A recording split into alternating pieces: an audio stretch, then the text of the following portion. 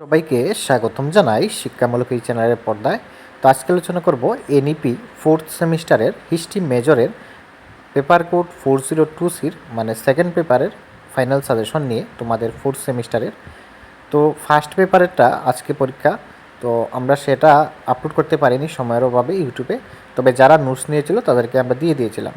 তো আজকে তোমরা পেপার কোড 4020 সাজেশনটা দেখে নাও। আমরা 8-9টি প্রশ্ন বলবো, এগুলো দেখলেই তোমরা কমন পেয়ে যাবে। ওকে, তো ফার্স্ট ইউনিট থেকে 3টি প্রশ্ন রয়েছে, তোমরা অবশ্যই ফার্স্ট ইউনিট থেকে এই 3টি প্রশ্ন দেখে নেবে, কারণ ফার্স্ট ইউনিট থেকে যদি এই 3টি প্রশ্ন দেখো এমনও হতে পারে যে এই 3টি থেকে তোমরা 2টি কমন পেয়ে যেতে পারো। যেহেতু ইউনিট বেস মেনশন করা নেই, যে কোনো 4টি তোমরা উত্তর করবে, তো ফার্স্ট ইউনিট থেকে 3টি দেখে নেবে প্রশ্ন।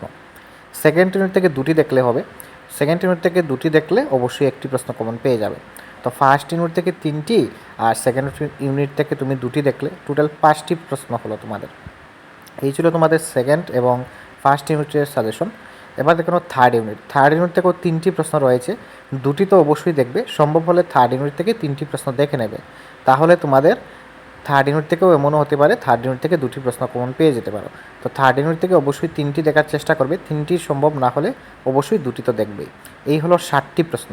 ফোর্থ ইউনিট থেকে 3টি প্রশ্ন রয়েছে, তবে 2টি তো অবশ্যই দেখবে। এই ছিল তোমাদের 9টি প্রশ্ন। আর সম্ভব হলে ইউনিট 3 থেকে বা ইউনিট 4 থেকে যে 3 নম্বরের প্রশ্ন, এই 2টির মধ্যে থেকে একটি দেখে নেবে, তাহলে 10টি প্রশ্ন হবে। এই 10টি প্রশ্ন দেখলে তোমরা অবশ্যই হিস্ট্রি মেজরে পেপার কোড 4023-তে 100% কমন পেয়ে যাবে, তোমাদের আর কোনো রিস্ক থাকবে না। আর সম্ভব হলে প্রত্যেকটা ইউনিট থেকে তোমরা 2টি করে তো অবশ্যই দেখবে। আর যাদের নোটসের প্রয়োজন নেক্সট সেমিস্টার থেকে, তোমরা অবশ্যই কন্ট্যাক্ট করে নেবে স্ক্রিনে থাকা নম্বরে।